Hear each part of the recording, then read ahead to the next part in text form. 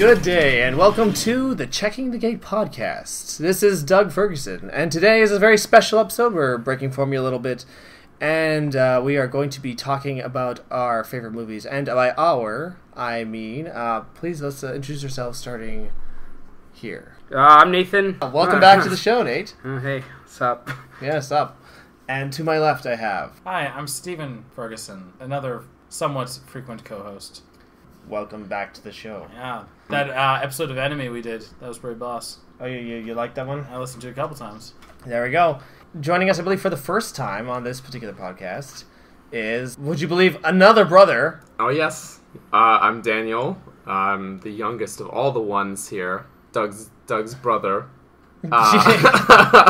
Although I joined you guys on the Music A to Z podcast on our Franz Ferdinand episode. But yeah, it's my first time here on Checking the Gate. Yeah, thanks guys for joining us. We just happened to be talking today, and we started talking about movies. And in this discussion, we were like, hey, we should record this. And it happened to be a day that we all had off. So it got pretty deep. Those are few and far between. So we thought, let's do this. Let's record. Let's get into some favorite films because, as you know, on this podcast, we love movies because it's a movie podcast. So that'd be really stupid to make one and hate everything. That might be interesting. There's probably one out there about the movie hater podcast. If the Georgia Straight, if they had a podcast about movies, it would be like that. To be honest, they'd probably hate a lot. My apologies in advance if the listener can't tell which of us is which. I've listened to podcasts with all four of us, and I can't tell which person's which. Yeah, it gets pretty tricky. Okay, so... except Daniel, who's putting the bass on his voice right now. We've been laughing our butts off all day, so I'm kind of losing my voice a little. I'm losing mine a bit as well. So it'll make sense as we go. So, Dan, let's lay down some ground rules. Oh, sorry, Steve, you want to say something? Well, we had a disclaimer first, didn't we? Oh, yes. Oh, yeah. Yeah, we threw these lists together.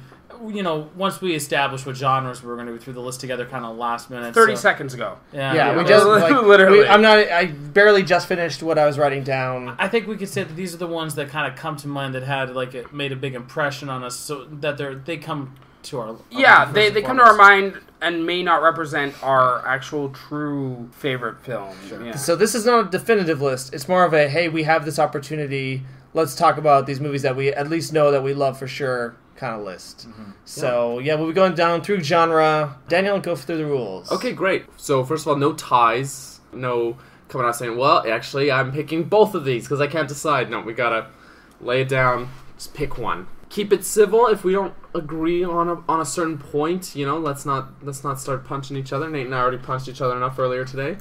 That's gonna be fairly easy. Mason is not here for this episode. Oh, you're right. No temptation. Sometimes, Doug, listening to the episodes, it sounds like you want to throttle him. Sometimes. That's why I brought him on the show. People are like, why? And I'm like, because we disagree.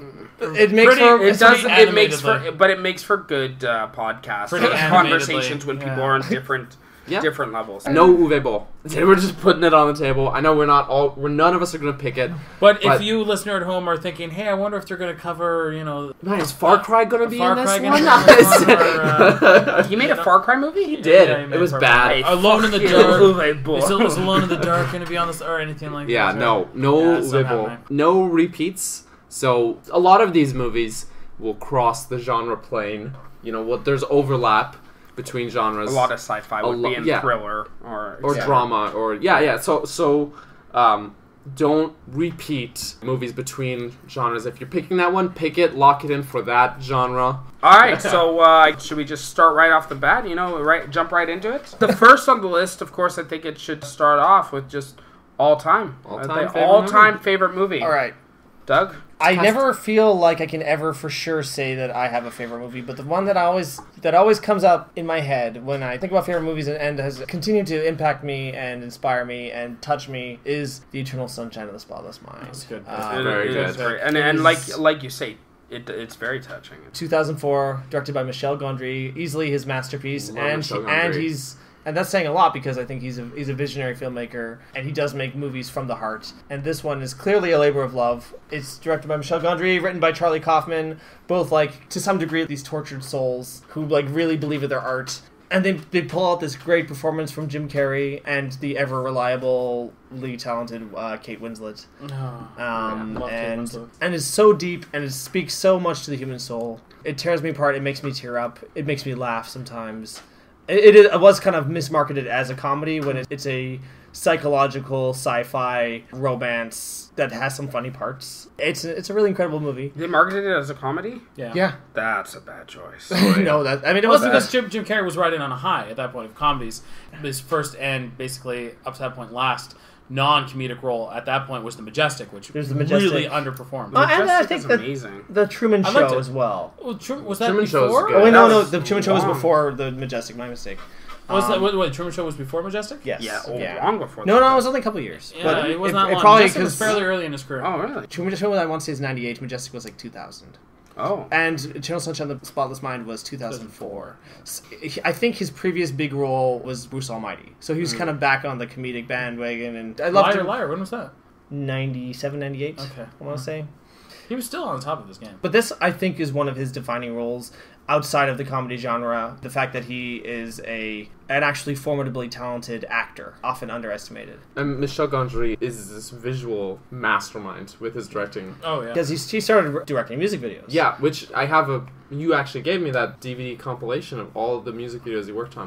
Not all, but it was a great number. The second one came out. Yeah. Well, anyways, to see the mind behind it, like he puts a lot of personal touch into his work, and it really shows. It pays. I feel like it's timeless as well. Like there's nothing else quite out there like it, and it doesn't feel like it's a product of 2004. I'd love to delve into it at some point in the podcast a little further. I need to watch it again. It's a good choice, though. All right, well, let's go that way, Steve. How dare you? No, if you want to. Please. Steve, you're revoked. All it takes is me being offended. I sway very easily. Steve, what's your... you son of a... Nice. I wavered a couple times, but I decided to go with one that I've known a long time. I'm going to go with 1982 Star Trek II Wrath of Khan. Wow. Directed by Nicholas Meyer and starring William Shatner and Leonard Nimoy and the ever wonderful Ricardo Montalban. Who's he play? God! Alright, honestly, Star Trek the Motion Picture, it's not good. It was very successful, but is boring. 2001 cerebral-ish movie, or aiming to be that. And then they said, look, let's give this another shot, but something was missing. They got a new producer, Harve Bennett, to come in, and he said, you know what, guys?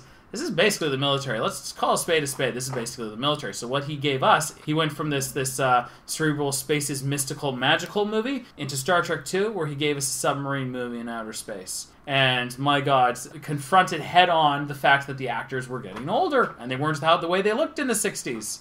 And confronted that head on. And we get a movie about life and death and confronting that and estrangements and this is what revenge. Takes place on Kirk's 50th birthday or something like that? Something like that, yeah. Yeah, and him having to deal with the fact that that now he's old. He was the youngest captain in Starfleet at one point, but now he's just another old admiral. And he's having a hard time coming to grips with that. And a freaking madman has decided that now of all times he's going to seek revenge. And it's so hard to play a role like that, like a sociopath. It can be laughable, but Ricardo Montalban, the dude is so charismatic and just carries it. I love Star Trek II. I've seen it in theaters twice. We saw it at the Real Theater, I guess, last year. Yeah, last year. I think it was right after Leonard Nimoy passed away. And a few years prior to that, we saw it at the Granville 7 when that was still kicking around. At least I did. I don't think I did that again. It's been years since I've seen it. Star Trek 2? It's one of those ones, after rewatching it, it's one of those ones like, man, this really holds up. When I was watching it, I was just like, damn, this is a good script. Yeah. Like, every now and then you're like, this is a really good screenplay. I don't usually, if a screenplay is just good, I don't really notice. But if it's exceptionally good, I'm like, hey, wait a minute, this is something special. Gotta realize as well, 34 years old, the effects hold up. The models are gorgeous in this film. Gorgeous models. Enterprise looks fantastic. Space Station Regular 1 looks really good. The Nebula looks fantastic. Oh, the transporter effect, which they rejigged from the first movie, looks way better. Even down to another Federation ship, the Reliance, somehow managing to twist the lighting to make it look sinister. They were on their A game. Can't rave about it enough. Star Trek II, Wrath of Khan. I know people who hate Star Trek who love that movie. That's always a good testament because there's a lot of Star Trek haters. Oh, but there's part of the problem is that like the Star Trek movies, you want to talk about like a weird range in quality. Like there's they're masterpieces, and there are like shite fests that are only remembered. They're only remembered because they're in the Star Trek catalog. But the Wrath of Khan, it was the Star Trek film that saved the franchise. Mm-hmm. Like Star Trek would not be a thing anymore if Wrath of Khan was not as successful and as good as it was. Daniil. It's Daniil. Daniel, favorite film? I'm going with Kevin Smith's debut film, Clerks. The first Clerks. 94? 1994. It's nearly as old as I am. It's a simple movie. It's super low budget, very personally funded by Kevin Smith. Like he sold a lot of his own comic book collection and everything to fund the project. Maxed out to credit card. Yeah, he shot it at his work. But it's a very personal story. Like, it's one of those movies where it's, you don't need to rely on effects or budget because the script is so good and these characters are so real and their interactions are so raw and real that it holds up so well. It's almost like a love song to anyone who's worked in any kind of customer service. Exactly. Absolutely. So relatable. Absolutely. So relatable. Like, and I've worked in customer service for like 6 years now, and it's just like, every time I watch it, I'm like, yeah, this is so real. It takes like some situations and exaggerates it, but again, totally. That's how love songs are, right? Yeah. I've actually learned some things from it.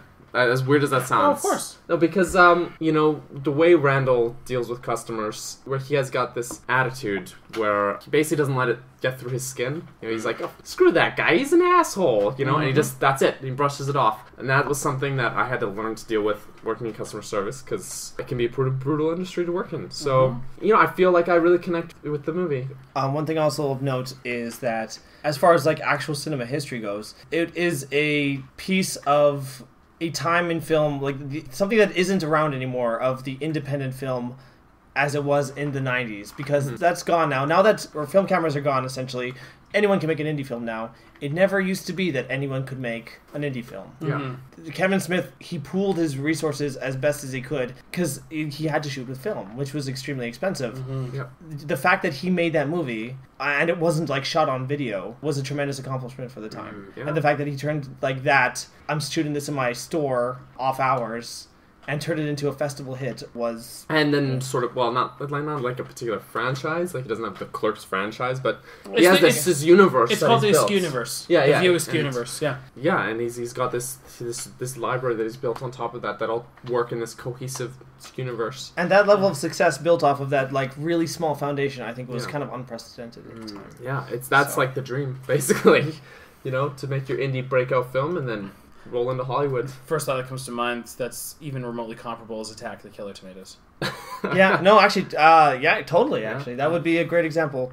But fun fact, apparently, Kevin Smith, budgeting the movie, he spent more money on getting the rights to the soundtrack than he did for the rest of the movie. That's always the most expensive part, super expensive. Especially if you have like a location for free and you have friends who, of course, it's going to be the most expensive part, right? Oh yeah, Clerks. It's hilarious. It makes me laugh every time. It's one of the most quotable movies, and I feel I really connect with it. So that's my number one. And when I worked in the movie theater, that was on my name tag. Favorite movie. Which is funny because in a way it's almost an FU to all the guests. It legitimately is. Oh, yeah. So the person's familiar with the movie. I mean, one of the taglines is, this job would be so much better without the customer. Yeah. But actually, I got two kinds of reactions from people who would see Clerks on my name tag. They would either go, what's that? Because they'd never heard of it or never seen it. Or they'd see it and they'd like chuckle and be like, I love that movie. Yeah. So like everyone I knew that had seen it loved it. Well, let's keep things rolling. Nathan, what is your all-time favorite movie? 2008, Nicholas Winding Refn, Bronson, starring Tom Hardy. That film, it's a beauty. It's actually kind of funny because taking a step back from it, I can actually see a lot of its flaws and see why a lot of people don't dig it. I've had people tell me like that was really boring, and but I love that film. I've watched it. It's easily the film I've watched the most. It's an absolute masterpiece in my opinion. A lot of it because of how true to the story it is, how true to the real Charles Bronson it is. Even though the guy's name isn't Charles Bronson, he just calls himself that. What's his real name? Michael Peterson. The most boring. So No one boring calls name is himself so- Charles Bronson. Well, yeah, the whole thing is supposed to be his fighting name, and he names himself after the actor Charles Bronson. So the movie's not about Charles Bronson, who was the star of Death Wish, but it's about Mickey Peterson, who changed his name to Charles Bronson, named after Charles Bronson, because he fights in prison. And Tom Hardy would call Charles Bronson a lot while making the film to be like, hey, we're shooting this scene. How did you react in this situation? How did you act? Charles Bronson's still in prison to this day. He was sentenced to 19 years back 35 years ago. Really? Yeah, because what happens is he goes to prison, and he likes prison, and fights everyone in prison. They keep locking him up. The point is it was a long time. He was like 19 when he went to prison, and he's like 57 now. So or 58, 59 now. He's almost 60. But he himself is just a man of chaos. And it's a very interesting story. Like, it's a character piece. It's a weird look at how someone is deranged, but yet, I don't know, what goes on in their mind and their thought process. And Tom Hardy, my favorite actor of all time, he very much absorbs himself in that character like he does in many of his Every roles. role, So, yeah. It's a weird movie. I remember when I watched it. a lot of It's very niche, and I can understand why people wouldn't like it as well. I don't even know what I think of it, to be honest. I watched it once, and I think I appreciate it for sure. It's very psychological. It is kind of a character portrait more than an actual like cohesive narrative. It is a special kind of movie. I know, even if I don't like overly love it, I'm kind of glad it was made. I kind of really start to appreciate movies that are just kind of out of the box. Mm-hmm. And they're sort of like this very unique vision for directors, and I do feel like this guy, he had a vision, and it was a weird vision, but he managed to get it funded and made. He's a very weird director, and his films are very hit and miss, and that's the thing where his next film, Valhalla Rising, I hated, and his film after that, Drive, I loved. And then I haven't seen Only God Forgives, but I heard that was like fucked. So, like the only way to describe it. So They had it briefly at the Rio, and they were just like, it's amazing and bizarre. And but the critical reviews were all over the place. That's the thing, is all my friend reviews are all over the place, and I feel that's the way with Bronson, where I've shown some people, I always sit people down and make them watch it with me. So I've seen that film, I could quote it, I could literally go every line. Some of my friends will be like, wow, that was amazing, and other friends were like, that was nothing happened for an hour and a half, where I was like, everything happened. You know what I mean? So it's kind of a film that speaks to certain people, where some people don't get it, and they're just like, literally there was no events, that was very boring, nothing happened, and other people are like, that is a masterpiece. So I'm one of the people who feels it's a masterpiece. It's funny because I felt that way about Drive. I really, really like Drive. Jessica did not like it. My wife did not like it at all. And her reasons made sense to me, but there was something about it that I really liked. Great film. Yeah. Same writer, director, and although you can, from watching now 3 of his films, he has a very distinct style and a very distinct way he directs people, and if you watch a film, you'd be like, okay, this is clearly him. He's made this film. Nicholas Winding reference. So yeah, that's my all-time favorite. Great film. Check it out. And again, Tom Hardy, great transformation, because it was like every role he goes into, 8 months before that, he was in Rock and Roll as Handsome Bob, and he was very thin and very small and just a petite little dude. And then, boom, next film is Bronson. He's massive. He's huge in that film. So not as big as he was as Bane. Yeah, not as big, but he's hard to recognize because he shaved his head and grew a mustache, and it actually changed his face. He looks like a lot. that famous steak and eggs and steak. Oh, he totally does. And portrayal. So yeah. Moving along. Let's start breaking it down category by category. Yeah, Dan. What do we got next? Our first genre on our list is the horror genre. Let's talk horror. I'm going to go with 28 Days Later. It is a zombie film, kind of. What year was that again? I want to say 2002. Jeez, was that long ago? It was a kind of a low-budget film. It was filmed by Danny Boyle. Stars Cillian Murphy. Oh, you're right, 2002. 2002. 2002. It is yet to be made. 2002. 2002. It kind of was a big step for the zombie genre because they decided instead to go with zombies, make it more of a virus thing. So it was a rage virus that was sweeping through London. Cillian Murphy, actually it's a very similar setup to The Walking Dead. He wakes up from a coma in an abandoned hospital, and he just winds up walking around the streets of London, and he's like, where is everybody? What happened? Next thing you know, he's being chased by raving lunatics who crave human flesh. You know, I found one of the earliest examples of that trope, waking up in the hospital and everybody else is there. I've been reading John Wyndham's Day of the Triffids. Yeah. And that's what happens at the beginning, and that book was published in the 50s. Okay, so I don't a know good setup, when. though. It's a great The setup. thing is, he wakes up 28 days later. You can put yourself in that role because he wakes up, he has no idea what's going on. Mm-hmm. So we can realize the story through his eyes that way. Yeah. The And ideal it's a protagonist. it's a great way to set us up in the world and learn with him what's happening. What's going on? Yeah. And one thing I really appreciate about the film is that, first of all, it's tense all the way through. It is a scary film, but also it's scary on a very psychological level because not only is it scary because there's like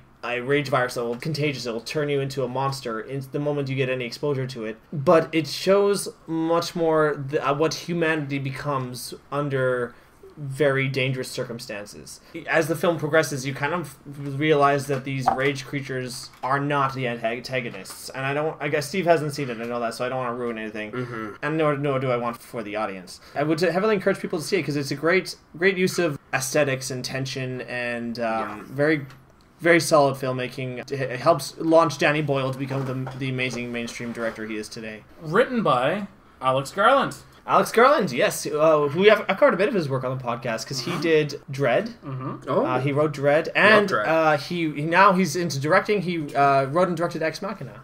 Really? Yeah. Okay. Well. So like he's got a good. I want to look at more of his body of work because he's got a great track record. 28 Days Later, Dredd, and Ex Machina. That is an amazing record. So What's the half chub there? It went from Tom Hardy to this, and no, he's getting excited. Formidable talent for sure. Oh yeah. All right, Steve. Strangely enough, for horror, I'm going again back to 1982, completely unintentional. John Carpenter's The Thing, starring Kurt Russell and Diabetes himself, Wilford Brimley. Wait, is he the guy who is famous for saying diabetes? Yeah, I saw The Thing for the first time. I think it was a bunch of us at one of those. We used to stay up all night on every New Year's or whatever. It was something along those lines. And so it was like the middle of the night. The lights were off. Oh no, you're talking about the time when Dan Fraser came over, right? Yeah. That's the best way to watch horror films. Doug actually summed it up right afterwards. He said, "There's something deeply and instinctually terrifying about being completely isolated. Like the setting does half of the the terror for you, and this creature is practically unstoppable because a simple cell will go out of control. There's one that's been burned and torched alive and is like, for all intents and purposes, beef jerky, but a couple cells still survived and managed to spread that way. And the nature, it's so amazingly alien. It's like a Gestalt entity, but it's able to separate and absorb, and I mean, like, it's the whole biology behind it is so immensely alien. It's a bloody, scary movie. And that film is amazing. Daniel, I don't think you've seen it. I've seen it. And I own it. It's all practical effects too. Again, all practical effects, and just seeing easily, the flesh ripping. I would say like some of the best special effects ever put to film. Yeah. Oh yeah. Because to this day, it's still terrifying. At first, you think, okay, so is this some sort of, just dumb beast? But I mean, the thing starts taking like items in a tool shed and building a spacecraft to get off the planet. And it's just like, okay, this thing's also supremely intelligent as well. And you never get answers as to the nature of this thing. It's amazing. And there's this one scene where I read something about it, but the scream. It's like famous for a scream. Yeah. So that's how a scream, and that just makes me, Jesus. Like, yeah, and of course, naturally, in a case like this, when you can't trust anybody, everyone turns on each other. Everyone turns on everybody else. And again, a psychological aspect of it. And they're stuck in Antarctica. It's the worst. It's the worst. It is, again, these are the good horror movies where it's tense from the get-go, and you're like, no good can come of this. I think a lot of people might disagree, but I think The Thing, which a lot of people thought it was a remake, but it's clearly a prequel. Have you seen it? No, but just reading about it, it takes place at the Swedish research facility or whatever. The last scene of the film is the first scene of the 1980 whatever one. I think it does it justice because it just builds it up perfectly. I really think it does it justice, but definitely the John Carpenter's is a lot better. John Carpenter he's a twisted guy. Yeah. He's a twisted guy, but it dude gets results. And he usually scores his own films. Oh yeah, does he really? Yeah. Good on him. That Halloween theme is him. My God, the score is so understated in The Thing. Usually it's just a boom, boom, boom. That alone, though, it's just like, holy That sets the tone. You should watch it if you want to. If you want to poop your pants. Yeah, it's disgusting. Yeah, it's disgusting, but it's gross. Yeah, definitely don't want your children. Okay, around. here's a true story about the thing. I was channel surfing one day. I was a kid. I was way too young. I don't know if you were there or not. I just stumbled upon that movie in the most disgusting scene, and I watched the CPR scene where they're trying to revive the guy. Exactly. Yeah. And I just watched some of this stuff unfold on screen. I'm like, what the hell is this horrifying movie? And I couldn't continue watching it, and it always left an imprint on me. And when we watched it with Dan that night, when that scene happened, I'm like, it's this movie! Oh my god, it's this movie! The movie that's been haunting me for years. It's The Thing. At least it answered a question. Yeah. What the hell? I want to know what damn television station was playing that at a time a little kid could channel surf. I wonder. I don't remember the details of They're what time of day it because was. they're shut down now, so they got shut down. All right, let's move along. Daniel. I was gonna put another movie out there, but after we were talking earlier, this one came up, and I was like, that's the one actually. So I'm going with Alien. Good choice. Some would argue it's sci-fi, but no, it has a sci-fi setting. It's both. a horror movie. Well, though. both the Thing and it's both. Every film, I'd say even the same thing with The Thing. The Thing is a sci-fi, but it's a horror. But a lot of films cross genre, but continue. Was it yes, 1979? Is Yes, it really? 1979. Yeah. Holy God. It Alien, won. though. Again, Go ahead, though. masterful special effects. Oh yeah, practical effects as well. That won like an Academy Award. True story. The movie Alien inspired one of my favorite video game franchises, Metroid. It was inspired by Alien, and there's a lot of parallels there as well.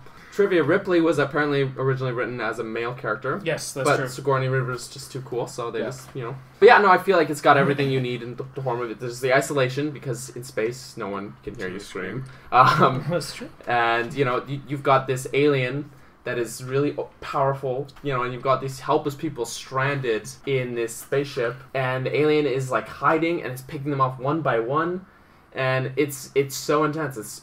And the cat survives, so I'm thankful for that. That's the rule. I feel like part of the thing that makes this film great is even when it's weakened, it's dangerous. Acid blood. Yeah. The idea of that where it's like, I can't even cut it. I can't even do it. Where even when it's weakened, it will kill you. Yeah. And that is horrific, because now all of a sudden, you in your head, your options of getting rid of this start narrowing down. Yeah. All of a sudden, it's like this, you just have to start crossing things off the list. They don't have firearms on board the ship, so it pretty much limits it. Well, we got to torch it, I guess, right? We have a flamethrower, which, by the way, open flame on a spacecraft is usually a really bad idea. You're going to use up all your oxygen. Well, yeah, right. But hey, it's either that or get killed by an alien. Well, that's just it, right? And I'd rather die of suffocation than being eaten by that thing. So. Yeah, it starts the movie off. There's this intrigue, there's mystery, and then there's intensity, and then people start dying. It keeps me on the edge of my seat all the way through. It's perfect. Art direction, of course, by the amazing H.R. Giger. H.R. Giger, man.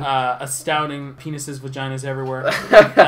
Very phallic, that man. Yeah. There's Jodorowsky's doing that documentary. They interview H.R. Giger. Sorry, it's Spanish. He's Spanish. Different dialects say J different ways. All right. Jodorowsky's doing. Anyways, they interview H.R. Giger. The guy looks creepy too, and he's got this creepy voice. He sounds like this. It's like, whoa, really? Oh yeah. You imagine what H.R. Geiger, who he is, and then he's that. You're like, oh, that is clearly H.R. Geiger. Yeah, Phenomenal artist though. Yeah.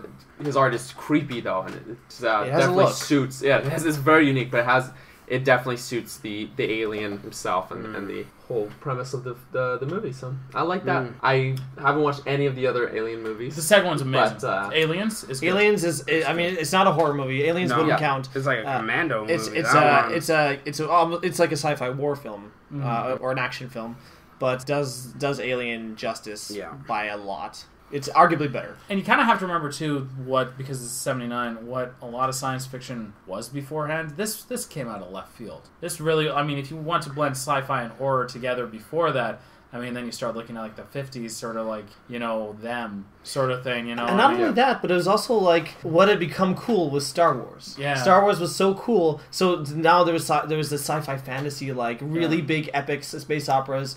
Everyone wanted to be Star Wars. The Alien was just decidedly not that. Oh, yeah, the technology was old and gross. And yeah. Great movie. Still stands up. Yeah. Nathan. Okay, a little different, and I don't know the stats of this film, but Cabin in the Woods, why it's a little different is actually some people call it a comedy. And it's very light. It's very light tone. A lot of laughs in the film, but it's still horror aspects. Definitely the trailers presented it scarier than it was, but it's still awesome. And it was shelved and wasn't going to be released. And then Thor was very popular because it stars Chris Hemsworth. Mm-hmm. Of course. And then they said, oh, dang, we got to ride on this coattail, and released it. So it actually was made long before Thor. But released in 2012. Yeah, released 2012. There you go. It was actually originally being made as a Left 4 Dead movie. Left 4 Dead being a video game series, yep. And it was being made as a Left 4 Dead, and they changed it, but they kept some of the aspects. So there's one scene where you see all these monsters, and there's blocks with very, because they're all in different cells, very specific zombies from Left 4 Dead. There's the Boomer, the Tank, the Witch, they're all there. So all these different zombies from Left 4 Dead are still in the movie, which is very cool. So if you're looking for it, you go, oh, there's the Boomer, there's the Witch, there's the Tank, blah, blah, blah. It's very... it's meta. It's very meta. It's the most meta film I've ever seen, where they're basically like, we need to make a horror film in the film. It's just very strange, but it's a fun watch, and there are some parts where you're like, how are they going to get out alive, and it does bring some of that aspect of horror into it. And of course, hands down, best scene, if you haven't seen it, go watch it, elevator scene. If you have seen it, you know what I'm talking about. The elevator doors open, and it's exciting. It's a very unique vision, almost like the ultimate horror movie. Yes, it just because it spirals into something absolutely insane. Unlike these other ones, where they're very intense, that one's just kind of a fun ride. It's still distinctly horror. Yeah, but it's a very fun horror movie. Yeah, it's very different than the others, where Alien and the Thing, where it'll leave you unsettled. You're like, oh my god, and you're gripping the edge of your seat. This is a fun ride, but it's definitely a horror film. So. Co-written by Joss Whedon. Yeah. And directed by Drew Goddard, who you may not know created the Netflix Daredevil series. Oh. Yep. Yeah, so he's doing okay. He's doing all right. What's next on the list, Dano? All right, we're going for, I would say the opposite, but yours is sort of in the middle ground, but we're going comedy. I'll start just to keep this even, just so that we're in bada bing, bada boom. I'm going to guess the year, Steve. Let's validate this. 1976. I'm just guessing, literally pulling that number out of my behind, but comedy, Young Frankenstein, Mel Brooks film starring Gene Wilder. 74.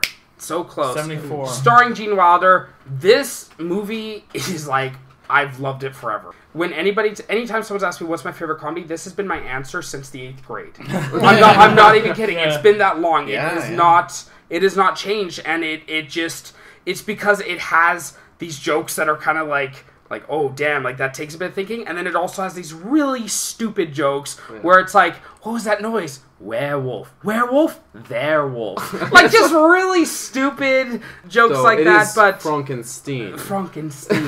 But really, I love that film. I could watch it all day, every day. Frankenstein's grandson, who wants to separate himself from the Frankenstein legacy, but ends up following in his footsteps. So quotable. So quotable. And it has the dad from Everybody Loves Raymond. I love just every now and then going,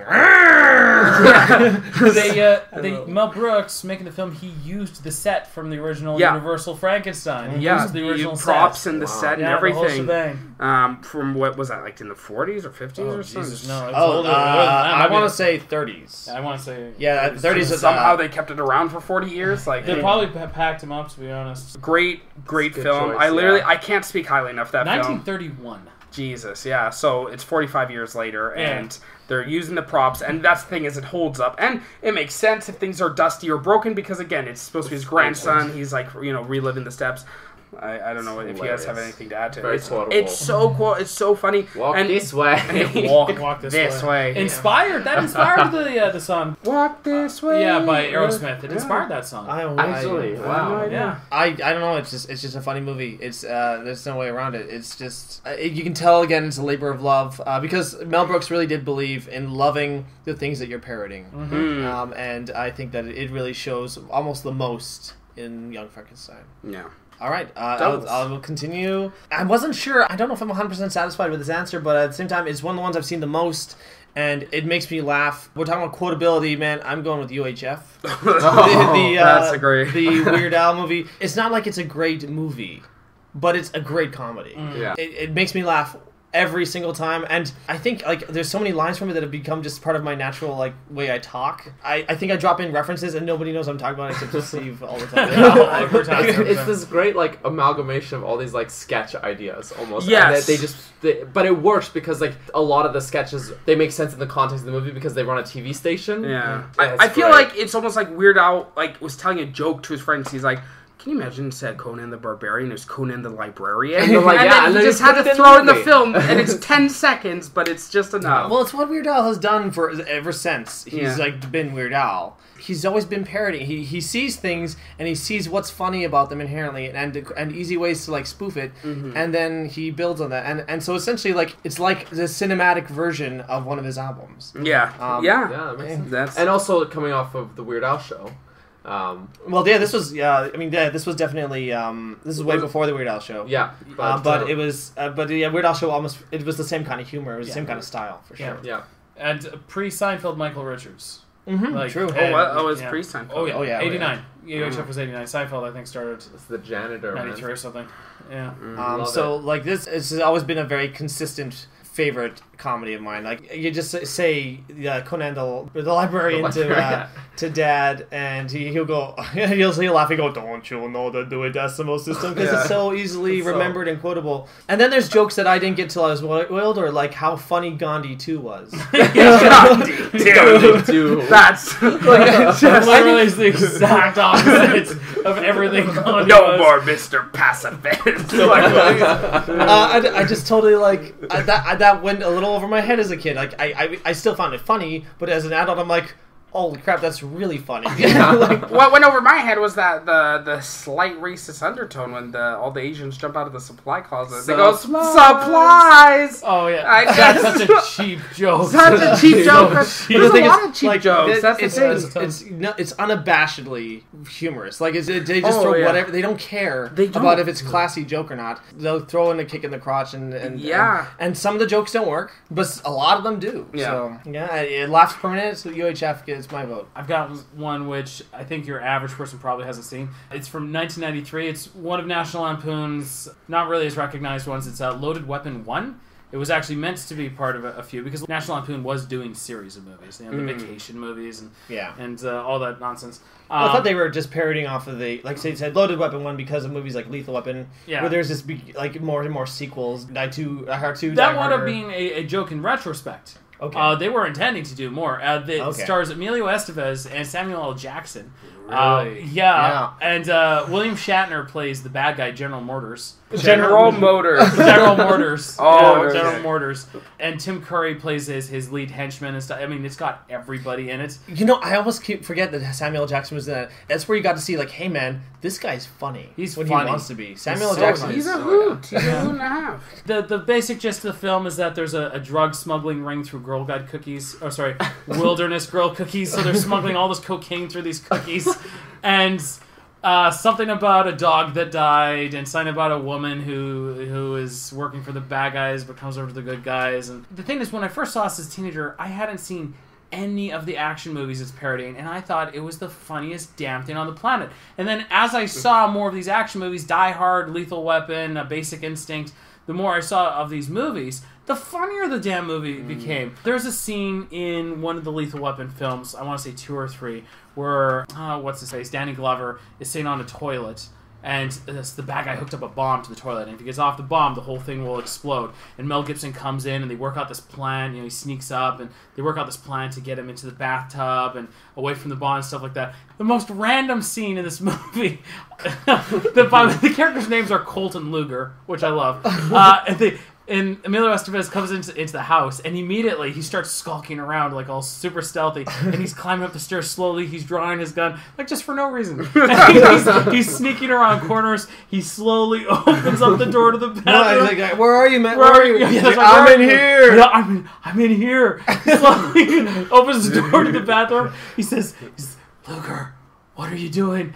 And so just looks at him and says, taking a shit? And that's the end of the scene. And as a teen, I thought that was hilarious. And then, I'm just taking a shit. John Lovitz plays John Lovitz, he's hilarious. He plays like the informant character who gets shot and killed, who in your traditional crime movie, but he just keeps coming back after he's killed. He's killed early on after being the informant, but then he just keeps reappearing. And after a while, they start calling him out on it. They're like, "I thought you were dead." He's just like, "Who can keep track?" And he just goes into the scene. I swear to God, you watch it, there's always something funny going on, whether it's in the background or in the foreground. Oh yeah, like just the most random things. Like they obviously had so much fun making this movie. There's a sort of a almost legitimate like cops talking about evidence, like that kind of thing. And in the background, some other police officers are doing the limbo under the police line. They're just limboing. No focus given to them. No one pays them any mind. I love that movie so much. I haven't seen it, but it sounds definitely a lot better than the parodies we get today. Oh, it's like it's a not another teen movie or scary movie. Yeah. Which is just parody garbage. movies actually used to be pretty funny. Yeah, like actually there was. I mean, again, Blazing Saddles. Leslie Airplane. Nielsen's what are the Naked Gun movies were great. Like these madcap comedies used to really work, and and a lot of them still hold up. Scary Movie after that, it just seemed like. Oh, the Wayans man, brothers they really shot, man. They really lost it, and even worse than the Wayans brothers was those other guys who took over, like with Epic Movie. I don't remember what they're called. I'm glad they don't make movies anymore because I guess they tanked it enough. Everyone saw through the ruse. They're the ones who did like Meet the Spartans. They just ruined it for everybody. Lost Art used to be very good, 80s and 90s. Daniel, No. please carry on. I'm going to go slightly differently. It's a bit newer. It's going to sound like a dumb choice, but I love this movie. Hot Rod. It's not a dumb choice. It's hilarious, okay? I love that movie. That film is great. You're When defending I first yourself when all three of us are like, yeah. You're like, it's hilarious. That movie's almost 10 years old. Is it really? 2007. No Holy way. cow. Okay, when I got that movie, I watched it every weekend for an entire summer. My mother hated me. She'd come out of her room like, "You're watching that stupid movie again." That film is great. So funny. It's so good. Hey, you want to see a picture of my dead dad? He's super dead. It's this sort of satire of these sort of over-the-top, like almost like sports movies. Yeah, like the really inspirational, like I need to overcome the odds. Yeah, those kind of movies. But then, his existential crisis is like a grilled cheese versus a taco. The whole point of the film is so he can beat up his stepdad. And that's the premise best of the movie film. is that his stepdad is going to die, and he hates his stepdad so much that he wants to save him so that he can be the one to beat him up. And you would assume that over the course of time he grows to love his dad more. No, but he not. doesn't. Even like when the dad's coughing, he's like doesn't. pulling his fist. He's like, "Oh, I wish I could hit you." It's so bad. It's so great, and the characters like they go from over the top to like these normal people that are kind of like in these weird situations, And there's so many cop outs. He's going down this ramp.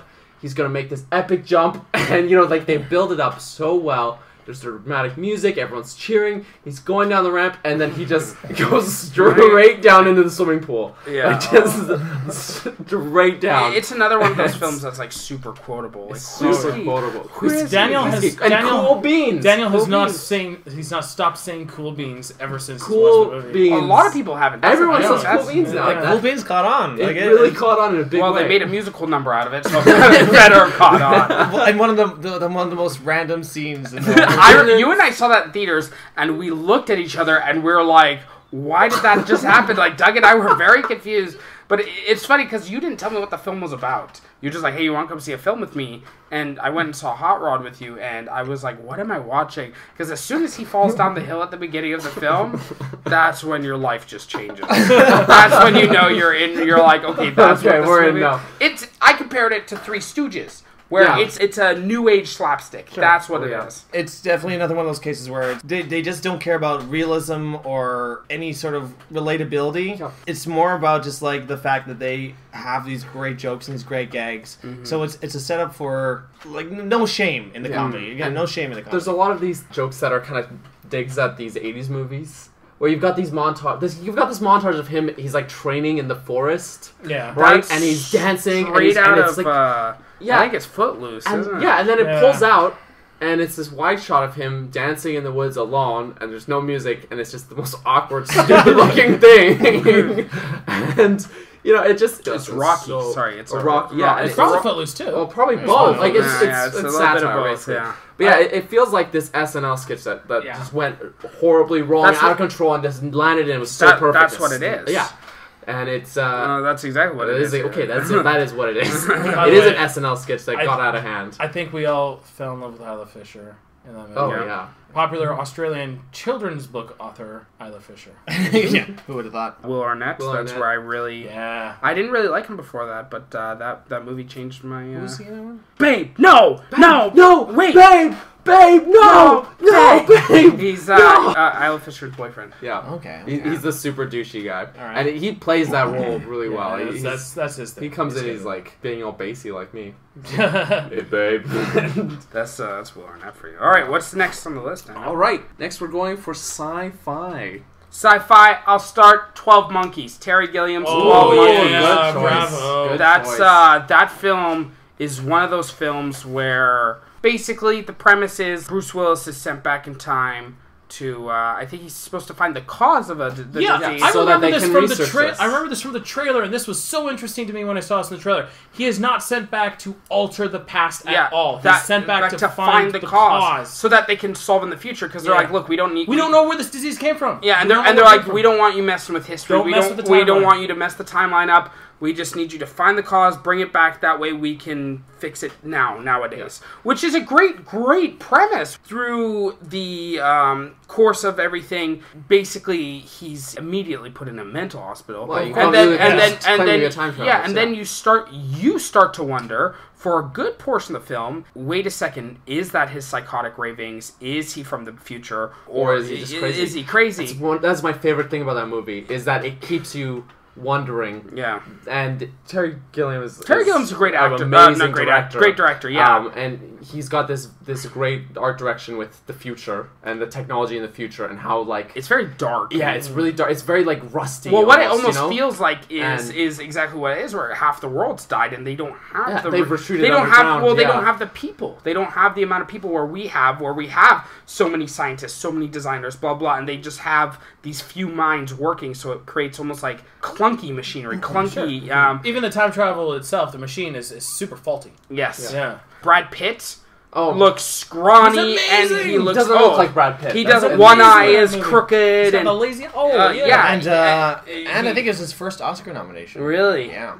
Great film. It is the film that made me fall in love with the sound of the accordion, because before that, all I knew it as a funny instrument, and ever since then, I realized that the accordion can be a very haunting music, because the theme is with an accordion. Mm-hmm. The 12 Monkeys theme, amazing theme. The movie is very dark and very interesting. So Based off of a French short film called Les Jetés, which we did watch. You were there. Who else did we watch with? Was Nate there? Were you there for Les Jetés? No. And then we watched the dude's other film too right after, which actually wound up being really long, but took a really interesting, fascinating idea and really fleshed it out. Because Les Jetés was pretty short. It was like 10-15 minutes. But 12 Monkeys really fleshed it out and really gave it life. Like we were saying about it, keeping you wondering as the audience, is he crazy? Yeah. Or is he really this time traveler? And presents- Bruce Willis, he plays this so well, where, like, first time I was watching it, I legit was like, I actually think he's just crazy. Yeah. Because he's like drooling all over the place, he's walking around, he's like having a hard time speaking, and he's like kidnapping, and like his character is naive as well. Yeah. His character is incredibly naive, because he's just walking around being like, I'm a time traveler. Instead of trying to blend in. Yeah. Okay, he's crazy. Yeah. May not have been optimum choice to send back, actually. Yeah, but remember, he was a criminal, and the time travel technology was so faulty that they were only going to send back criminals and say, hey, if you go through this incredibly risky and supremely dangerous mission, we'll give you a pardon. Basically saying, Right. it would, who knows if he'll actually. Remember, early on, he materialized right in the middle of World War I, completely overshooting his target, buck naked in the trenches. Yes. And it's just like, Jesus. Yeah, it's been too long since I've seen the film. I remember loving it, and I remember a lot of things about it, but I really feel like I need to revisit it again. Great film. Yeah. Amazing Good film. Strange. A few Gilliam fans that I know don't like it. Consider it like one of his work. So Gilliam fans are kind of weird. It's maybe it's because it seems like almost one of his most mainstream Yeah. accessible. I it's don't mainstream feel and accessible 'cause it's accessibility great. should not hinder. No, if a anything, movie. I feel like that makes it one of his best films. Because But it's still quality film. Yeah. But it should be accessible. Douglas Ferguson. I'm kind of glad that because I count this as one of my favorite movies of all time. Children of Men. Mm, I mentioned it. Well, I did a whole podcast on it with Heidi quite a while ago. As far as like world building goes, and just taking a really good premise and just capturing humanity in dire circumstances. Finding hope in hopelessness. I feel like it's just extremely powerful filmmaking, and also a technological achievement as well. One of the greatest long shots ever. Ian hates that long shot. Ian, he expressed that he didn't like that at some point there was dirt on the camera, but they did actually find a way around that. So at some point it actually did get cleared up. So I think they actually did it in 2 takes, and they just seamlessly blended it. Nevertheless, still like jaw-dropping technological achievements there. But like that wouldn't matter if it wasn't for the fact that it was a great story. It was superbly told. Again, I did a whole podcast on it, so I've raved about it before. It's one of those ones I remember leaving the theater and having this just ball of like stress energy in me. Like it hits you. It's very emotional. It was and every time I watch it, there's more things I pick up because Alfonso Cuarón gives his audience a lot of credit as far as like picking up on subtleties. Like it doesn't. You never sit down and hear the history of the world in the last few years and what it's become. But there's hints everywhere, and the more you watch the film, the more you catch up on all these hints. It makes it a very engrossing experience every single time you watch it. What year was it set in? 2026, maybe. That rings a bell. I'm not sure though. It's on the poster. Yeah, too close for comfort. On the other end of the spectrum. One I've loved for a super long time, 1989's Back to the Future 2, directed by Robert Zemeckis, starring Christopher Lloyd and Michael J. Fox. I think it's pronounced Zemeckis.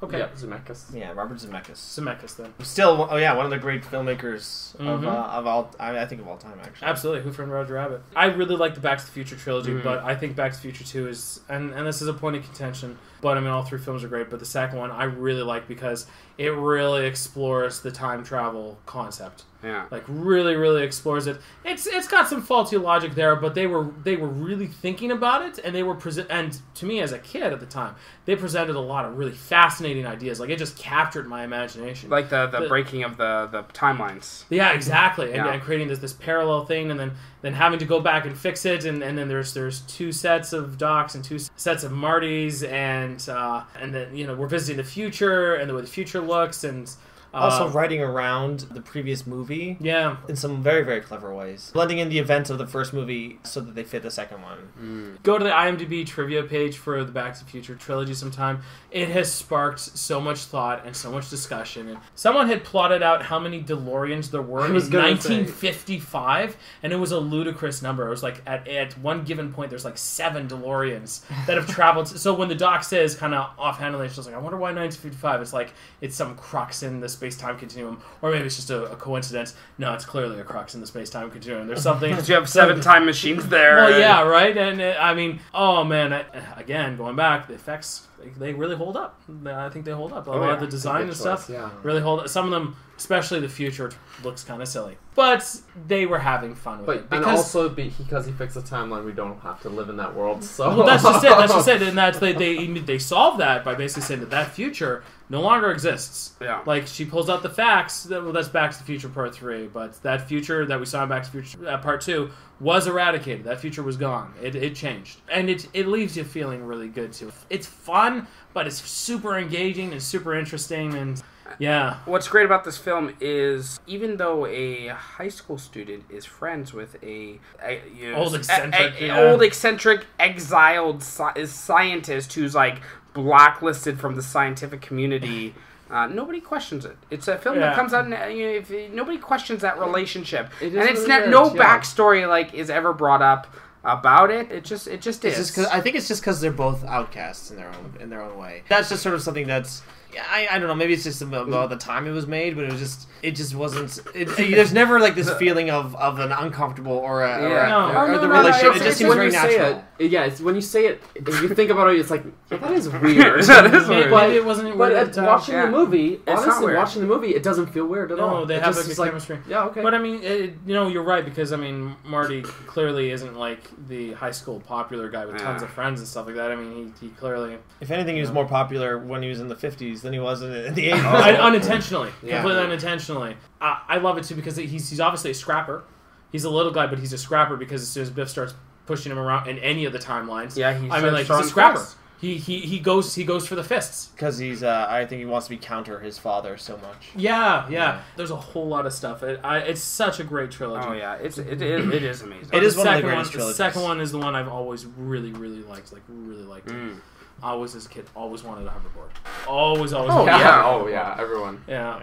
We need it to be real. We want it to be as real as we want lightsabers to be. Only at least with the hoverboard, a lot less fatalities. Which leads us into my pick for... Go for it. My sci-fi. This was a close call, but I'm going with Empire Strikes Back. Yeah. It's my favorite Star Wars movie. Yeah. It's got, I think, the best lightsaber battles between Darth Vader and Luke. That is my favorite lightsaber battle. At that point, they instead of just doing the two lightsaber, lightsaber, brought in kendo. Yeah. Yeah. And that was Mark Hamill's idea, actually. Yeah, and thank God he did it. Because in the New Hope, the lightsaber battle... It's lame. It's so bad. It's really lame. And I get it that in retrospect. Alec Guinness is quite old.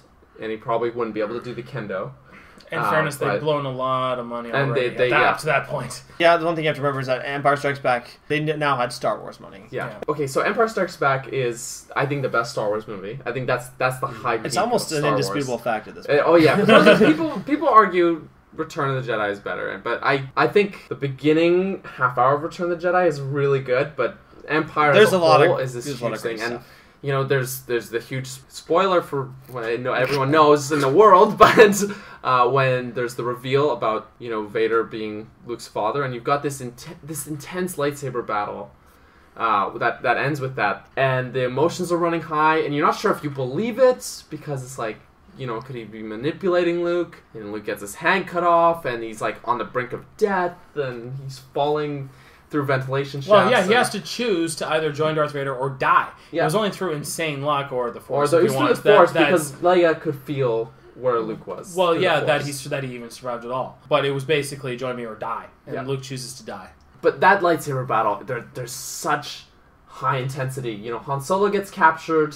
He's frozen in carbonite. You know, Luke is confronting Vader. He's not fully trained. There's the gas coming out of all the vents and stuff, and crazy moody lighting, and they're just silhouettes, and you just see the only light you've got is the lightsabers, and it's just a masterpiece. Like that right there, that's the masterpiece of the series. I'm inclined to agree. I think that it adds a level of gravitas to the Star Wars series. It separated Star Wars from being like this fluke of a hit into something much bigger and much better, and I think that like the whole series it is what it is because of Empire Strikes Back, because that film, it was so good it elevated A New Hope almost to be even better. And also, like, to be fair, like A New Hope, Darth Vader wasn't that interesting a character. No, he's badass for sure. He was cool. And but he wasn't interesting. They even had to make him more interesting by overdubbing his voice, because he was David Prowse, because all the villains were British. Yeah. And David Prowse is a Brit. And then it's just not menacing enough. Okay, we need a better voice. So they spice him up. Yeah. So essentially, like, Darth Vader he wasn't an interesting villain. He was a cool villain. He had this really unique look, and he was very memorable. He was an icon of the franchise. But suddenly, when you add this aspect of humanity, of no, actually, I'm your father. Join me, and we can rule the galaxy together. He became retroactively way cooler and way more interesting. Nowadays, like, because we're just a lot younger, we're so spoiled by the fact that we know that. Yeah. And so we watch New Hope, and we know. I'd say it's not spoiled. I'd say it's where we were ruined, because that twist was not like Luke, I am your father is a line kids saying, imagine being in that theater, watching it for the first time, and being like, holy shit! Having your mind blown. That's why I'm desperately trying to protect my child's ears, like making sure my son doesn't find out this spoiler before I can sit down and watch this with him, because I want to. It's so hard because I went to Disneyland and everything is Star Wars. Your son Andrew, you said you were watching the Star Wars films. Yeah, we watched the Machete Order when it's just he already knew. He already knew. Because, unfortunately, the pop culture references are everywhere. The misquoted "Luke, I am your father." Yeah, which is not actually the line. What is the actual line? Is no, I am your father. So just like there's no "Beam me up, Scotty." Yep. Yeah. No one ever said "Beam me up, Scotty." Never. It closest is "Scotty, beam me up." It holds up, but at the time it must have been something even more incredible. Even knowing it's still going into it, obviously, I always knew. Like I can't remember not knowing that. But even still going into it, objectively, it's a phenomenal movie. Like I said, I think it's the masterpiece of the entire... Yeah. Like, I like a lot of the other Star Wars movies, most of them. I like The Force Awakens a lot as well. I don't think anything's lived up to what Empire set down. I still think Jedi is I'm not even a huge Star Wars fan, but definitely it's the best one, for sure. Yeah. Freaking AT-AT walkers, guys. Jesus. That too. Oh Battle on Hoth, that's the thing, is that the movie opens Oh with Battle of Hoth. Okay. Oh my god, You it's see so these good. giant AT-AT walkers, Yeah. like, holy cow, So, these like- are awesome. Very impractical, actually, let's be honest. Very impractical, they're but, you so know. slow. Because they're awesome. taken down Yeah, they're by slowing. such... It's like, how are you going to get across any plane that's not flat on those things? Yeah. But whatever. But they look so cool and They so look menacing. so cool, yeah. That's the thing. It opens up on this battle. This is sort of showing you, okay, we knew what Star Wars was before in A New Hope, and the Death Star battle is great and all. But it's like there's more. There's more to this universe. You know, we've got the rebels are on this base, and then there's this huge set piece to open the movie. I can talk about this all day. We gotta move on. Right. So Daniel, let's to kind of keep what we've been doing. How about you take the first stop on fantasy? Sure. So fantasy, I am going with Harry Potter, Deathly Hallows Part 1. That's So- one of them I've seen. It's the best one. It's the only Deathly Hallows I saw. I never saw part 2. Part 2 was good. It tied up all the loose ends and stuff. But, okay, a lot of people don't like Deathly Hallows as much as the other Harry Potter movies because it's so different. But that's what I like about it, because it breaks all these formulas. You know, they're not at school this year. We're not just watching them go to school and have another year and have a new Defense Against the Dark Arts teacher. They're going out on their own adventure. They've got a mission. They've got to find these Horcruxes and destroy them. This puts all this strains on their friendship that they've been developing for all these years, and suddenly there's jealousy between them, you know, there's mistrust. You really see how badass Hermione is, how Ron pulls through for them, and it just tests what these characters can do together, and it tests the limits of their relationship and their friendship. Like, Part 2 ties up all the loose ends, and Part 1 kind of ends on this cliffhanger, but you also learn a great deal of lore in this one as well, and I think that's the high point of the Harry Potter series. It's a very controversial opinion, because a lot of people are like, nothing happens in this movie. And but I agree with you. I feel like it's the most interesting Harry Potter movie because everything happens in this movie. It is It is the most interesting as far as like looking at the relationships of all the characters goes. It is extremely complicated, and this is the first time that I watched these kids. And like, holy crap, they are now full-fledged actors, standing their ground with the best of British actors. And you've got all these world-class British actors running around dressed as wizards. I just think that's hilarious. I mean, yeah, and they're like totally world-class actors.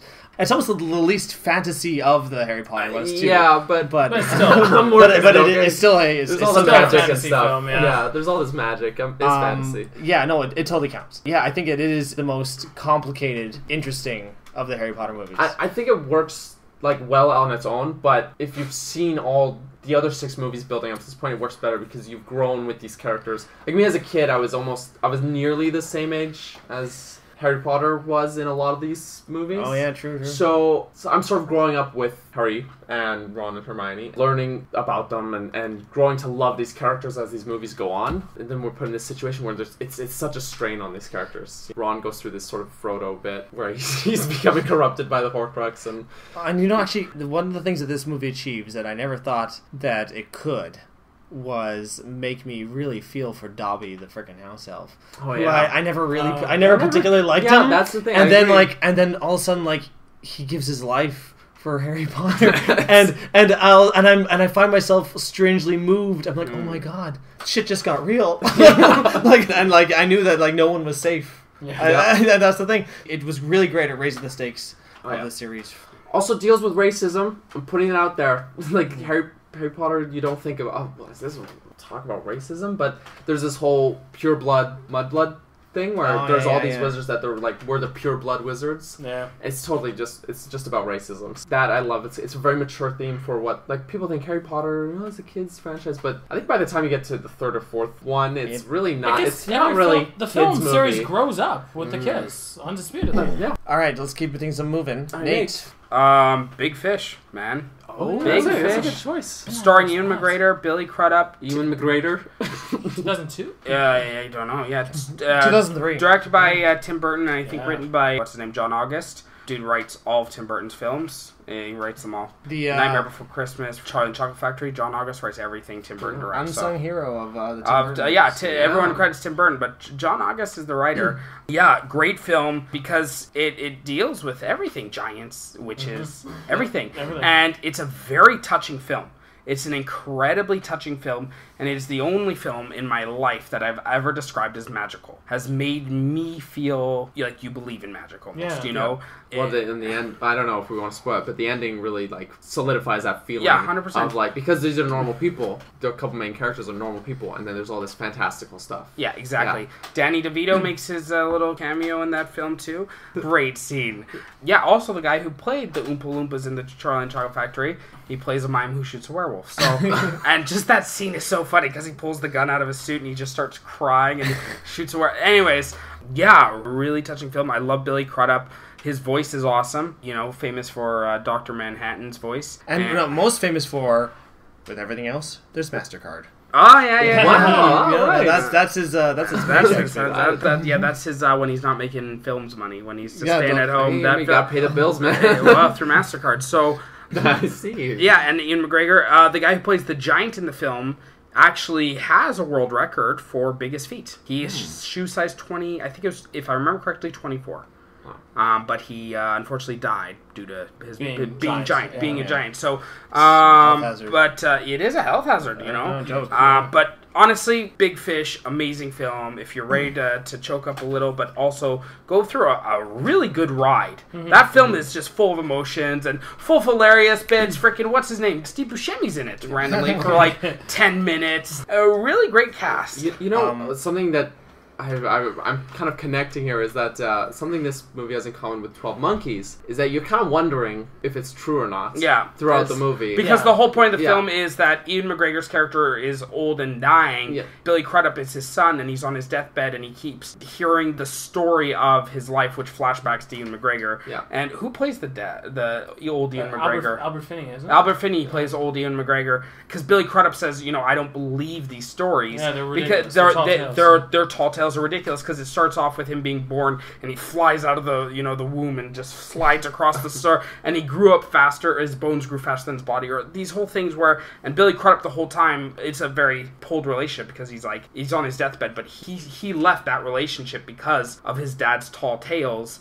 But when you get involved with the past and Ian McGregor, you believe they're real, and so it's a very interesting story, and a very I love it. I love that film to pieces. I think it's one of Tim Burton's best movies. It feels like one of his most personal movies, and it's where he's sort of decidedly less Tim Burton. It's not one of his adaptations where he's like, I'm going to reimagine Alice in Wonderland or Sleepy Hollow, Charlie and Chocolate Factory. It's sort of one of his most unique tales. It's based off a book, though. Yeah, it is. Okay, it is based off a book, but I guess it's a big commercial enterprise. Yeah, and so it's just one of those times where you kind of get to remember, oh yeah, this guy's a real filmmaker. Yes. And, hands down. Yeah, so I think that it's a really special film in his catalog. I mean, not to disrespect movies like Batman and Sleepy Hollow, because I like those films, but they don't feel as personal as Big Fish felt. Yeah. So. Doug Fantasy. A movie that holds a very special place in my heart that I grew up watching is The Neverending Story. We're going to share this one then. Okay. Great. It's the little Oompa Loompa guy. His name is Deep Roy. He is also in The Neverending Story. He plays the racing snail rider. Oh, does he really? That's that guy. That's a sick name, Deep Roy. Deep Roy, man. Yeah, he was also Frodo's stunt double. Or the perspective double. For Lord of the Rings trilogy? Yeah. We need to go fast. Why are you running a snail? It's a racing snail. His voice was dubbed, though. It's not his voice. He's Indian. But it was done really well. And then this is interesting. This is one of the things. This is Wolfgang Petersen's follow-up to Das Boot. Yeah, right? The submarine movie. Yeah, one of the most famous submarine movies of all time. Yeah. This really intense... That was hellish to film, apparently. Wolfgang Petersen put freaking cast and crew through a ringer to get Das Boot. And then he follows it up with this really magical, I think it's a German folk story. Yeah, I think so. Called The Neverending Story about... This is a story within the story. The story, exactly, yeah. After I figured out why it was called that, I'm like, that's a really clever story. Because the idea is, if you're reading the story, you're reading Bastian reading The Neverending Story. who could be reading your story. Yeah. Thus, the never-ending story. Yeah. But it doesn't quite work out the same in the cinematic level, because no one's going to watch you watching a movie. I don't know. Are you sure? Turn around, your dad's just standing there watching. You know? And then like, who's watching him? You know. Who watches The Watchmen? There is something really magical about this, about the journey of following a hero who people underestimate because he's just a child. It works on that very meta level of Bastion, the boy reading it, him being kind of underestimated, him having to go through his own like personal problems of his mother dying. Like a lot of really heavy things kind of tackled in this fantasy world. Also, it's terrifying. Yeah, Like, It like, is. It's like It's the first. horse, man. It's the first film that scared me. Yeah. Hands down. Because the wolf. The guy is, Gamorreek. like, he's so scary. Not just that, just the whole world like opening up. And, yeah, sure. Like, there's a lot of horror aspects when he's going through the ruins, even and stuff like that. I mean, It's heavy atmosphere. because I remember very clearly it was the very first film that terrified me, because it is a film that you watch at a young age, but it was shocking. and also maybe one of the first films that made me cry. Yep. Because The horse, horse. we all know what we're talking about. Atrax in the swamp of sadness. Just I appreciated more and more the older I got, and how like it was made to be a family film. It wasn't made to talk down to children. It was made to engage them. Yes. And it was made to really challenge them. And that's probably one of the reasons why I grew up loving cinema the way I did. Is that I never felt pandered to when I was growing up. I watched Disney classics. I watched Neverending Story. I watched Secret of Nim and these really like real dark one, really enduring, really powerful, really dark and but very moving real pieces of- films. Oh yeah. Very real, and that's the thing with this Never-Ending Story. It's very magical and very Visually gorgeous. Yes. Too. Visually although gorgeous. like at times. sometimes for the Luck Dragon, like the puppet looks a little awkward. Sometimes. Just It's some of the puppets. I think It's we- big. look a It's a little- big puppet. but That's big, part but of it. It's a it's big no, puppet. but the thing with Falkor is that that is a film when the kid starts flying for the first time. How excited he is, you feel it, and you almost feel like you're flying. You know what I mean? You great get so score. excited. Yes, that I you bought the score. I bought the soundtrack, Yeah. and it's in part done by I want to say his name is Giorgio Moroder. Mordor. Yeah. But people just call me George. Going back to the meta thing, something I watched the movie a ton as a kid, but as an adult, that whole meta thing when the childlike empress is talking to Atreyu about Bastion, and then she's talking about the audience watching Bastion in the theater, and she's saying they were with him when the bullies chased him, into the garbage can and into the bookstore. They were watching him, and as an adult, I'm like, she's talking about the audience. That's really kind of creepy. And the other scene where he passes through the first gate, which is the laser shooting two giant statues, and I'm like, oh yeah, he made it. This is incredible. He made the first gate. The second gate is where you have to face your true self, and that is the most terrifying gate of all. So he goes through suddenly this snowy wasteland, and he goes to the mirror, the gate, and he's looking, he sees himself, and then all of a sudden he sees Bastion, and he doesn't understand what's going on, and just for the briefest of moments, Bastion looks up and is able to see him as well, for just the briefest of moments. And then the score just builds and surges, and I mean, talking about it is giving me chills down my spine. Like, stuff you wouldn't get as a kid. I mean, that movie is I amazing. haven't watched it in a really long time. I think since I was a kid. I think that was the last time I watched it. You watch it again as an adult, there's a lot more stuff in there than you think. Yeah. Because I watched it a lot as a kid, but then I missed stuff. How long is that film? I gotta check that. But it doesn't end. They're still making playing. it. No, the sequels do not exist. Also worth noting is a piece of Vancouver history. Yeah. As much of it was shot in Vancouver in Gastown. That's where the bullies chase him. They chase him in Jason's Gastown. Gastown. The main landmarks are still there, but it is a very different look in Vancouver. Yeah, but I'm glad that we see eye to eye on that one. That's I cannot. That's an amazing movie. I liked it as a kid. I love it as an adult. When Pacific Cinematheque was playing it for their Sunday family, not family favorites, but whatever the hell they call it, I said to Andrew and Jessica, I said, we are going to watch this in the theater. And Andrew hadn't seen it at that point. I was like, this is perfect. Yeah. This will put hair on your chest, kid. How did he like it? Or? It was a very... He had never seen a movie like that before. Well, the fact of the matter is that, from the get-go... How old was he at the time? I want to say this was 2 to 3 years ago. Just like 7-ish? 7-ish, yeah. And it doesn't really look like much that's being put out these days. It doesn't really look like It doesn't, It's, no.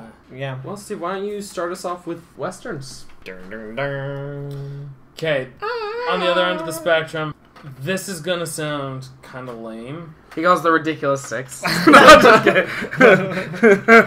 I just love me some Adam Sandler. I haven't watched a lot of westerns. No, I think that's a confession we all have to make right now. Is that there are some classics that Good, Bad, and the Ugly. I own it. I haven't seen it. I gotta watch that. Unforgiven. I own it. I haven't seen it. I went out and bought a bunch of like classic films. Still haven't watched them. So I have the same problem. 1991. An American Tale, Fievel Goes West. Oh, that is a western. That is a western story. Good choice, though. That's a good movie. That's an amazing film. I have a lot of nostalgic feelings for that.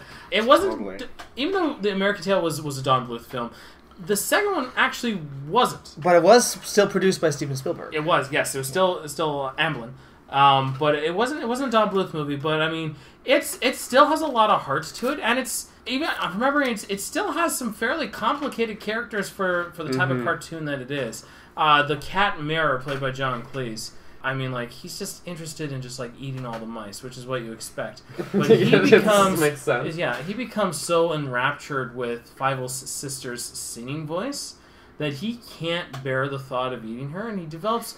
And he becomes so amazingly conflicted over this girl's singing voice. But I mean, like, it carries on with the first American Tale was very good about the plight of the immigrant. And this one kind of carries on with the plight of the frontier and the sort of stuff. Settlers, thank you. Yeah, settlers, the frontier, and kind of going on, and it's just like it's not an easy life, and you know it's alien. Also, you're like total underdog story. Yeah, absolutely, Yeah. and it's not as hard hitting as the first one. I never saw the first one. I've only seen the first one will break your heart. You will cry your eyes out. It's so sad. The second one, I mean, it carries along a lot of those themes and a great gateway into that genre for a kid because it's not silly, you know? It's not like melodramatic and ridiculous. It's kind of like a transpose. It's got silly moments. I mean, it is an animated kids family movie. I don't know. I have a huge soft spot for it, and I haven't seen that many westerns. So, yeah, true. It was one of the first one of the first movies I ever owned. I owned Honey, I Shrunk the Kids before that. Yeah, great film. That one and Fievel Goes West are the ones that I know that I own personally. And yeah, I watched it a lot, and I guess by extension. We all watched it. So, yeah. I'm going a little different on this one. Yeah, of course. It's Saw 2. pretty different. It's not a western. It'd be very different though. I'm going with 3:10 to Yuma, the remake. Yeah, the remake. Christian Bale and Russell Crowe. Okay, Ben Foster. And Ben Foster. Yeah, Ben Foster's so good. Russell Crowe plays this charming villain who you love to hate. You hate to love him. Yeah, you kind of hate that you love him because he's this real sneaky bastard, right? Christian Bale's this underdog farmer who he's basically taking this job on out of desperation for money to transport this dangerous criminal, and then they sort of bond over it in a weird way. You know, and then the kid shows up, all these situations get messy, and it's not really like your classic Western movie. It's more like, it's a really personal story, you know? Sort of about learning to kind of walk in another man's shoes, that kind of thing. About learning to appreciate a man even if they're your enemy. Yes. Yeah. And, you know, Russell Crowe has to learn from Christian Bale's character because he's this sort of pious guy. He really thinks a lot of himself, right? Even though he's like America's Most Wanted. And yeah, he's very humbled by his interactions with Christian Bale. And then you've got his henchman who is like ever loyal to him and like chasing them down. And there's this looming threat behind them all the time because they're like just at their tail trying to sabotage them at every turn. There's this tension like following them throughout the whole journey, you know. Plus the West is, you know, very dangerous place to be transporting someone. So much props for Russell Crowe and Christian Bale and how they interact. It sort of shows like why these guys are the A-listers that they are. Yeah, Christian Bale was hot off of being with Batman and stuff like that. So I haven't seen the original. I can't compare. I haven't either. Yeah, I've heard that it's good. As far as like the remake being a standalone film, I think it was. I haven't seen it in a long time, and I remember very little about it. But I know I loved it because I remember you and I had lots of talks about it, and it was nice that it was a Western that was coming out because at that time, like this was the beginning of like that sort of Western resurgence. Because like True Grit came out and There Will Be Blood came out and a bunch of stuff like that. The director James Mangold would go on to do The Wolverine, actually did Girl Interrupted. Okay. I don't know much about Girl Interrupted. It's just strange looking at that. Yeah, that list. Okay, interesting. The climax, though, Great shootout. Good. That's what good every action. Western needs is a great It's a great shootout, man. shootout. Speaking of great shootouts, that will lead me to mine. Django Unchained. Yeah. Holy God. The climax of that film, if you want to talk about a great shootout, the climax of that film is amazing. Christoph Waltz in that film, just Christoph Waltz, Jamie Foxx. It's a Quentin Tarantino film. DiCaprio.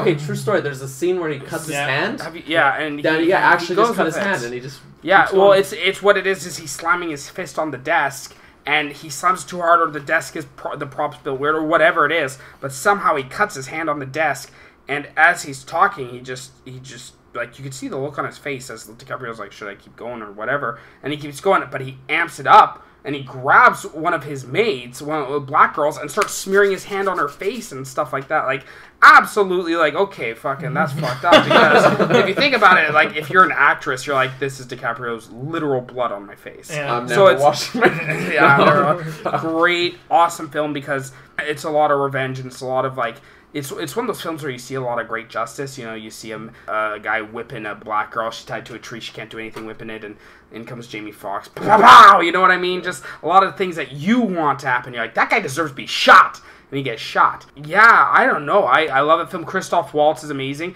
Christoph Waltz, excellent playing bad guys. And I love the fact he played a good guy in this film. I love the fact he came in and played a very good-hearted person who's basically like, look, I need to capture a bounty. You need to get your wife back.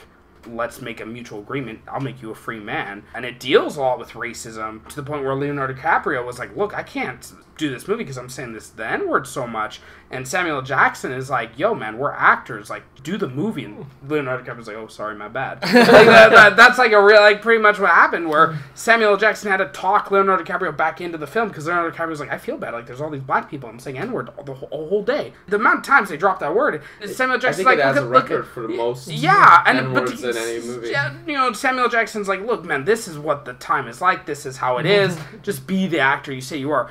And Samuel L. Jackson plays a despicable character who, it's almost like Stockholm Syndrome, you know what I mean? He's not working with the other blacks, he's working with Leonardo DiCaprio, you know what I mean?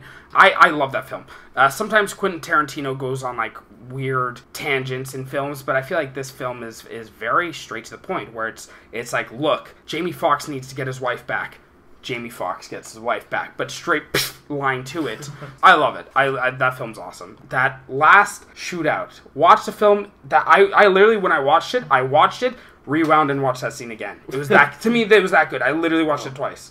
That was me with the cool beans scene. every weekend. Every weekend, man. Would you believe I haven't seen Django Unchained? Really? Have you? I actually haven't either. Oh my God! You're the only man here. That's- But I can tell you that film takes place before the invention of sunglasses, so that's a pretty big plot hole. Now, how do you feel about it? Tarantino's movies take place in an alternate universe. I'm just busting your balls. Yeah, well, no, like legitimately, they But take they place in do. an alternate universe. Yeah. Where Hitler is apparently killed in a firestorm in a movie theater while a couple Jews blow his face off with a machine gun. I do know that Will Smith turned down the role that Jamie Foxx took. Yeah, He was gonna be yeah. Django. Yeah. There's an interesting thing. Oh, it's because Will Smith already did Wild Wild West. Why would he want to retread the same ground? Oh, That man. sadly is a Western I saw. You know, Notice I rate American Tail, Five Goes West higher than Wild Wild West. But the reason they call it Django Unchained is actually, there's a reference. You should probably Google this, but you know that famous blue outfit he wears where it's like blue and it's in all the trailers and all the art? That has something to do with the guy who invented a camera movement, the way the tripod swivels or something, and it's called Unchained Photography or something like that. Oh, yeah. And it's the way something like that. Anyways, Google it because I sound like a crazy We're person. talking about his freedom, earning his freedom. Well, that it's Or whatever it's that- double. It's, you know. That's Or such Tarantino's just that really- he's become unhinged and he's going on a crazy rampage. Tarantino puts many meanings in his Minions. titles. Yeah. Minions.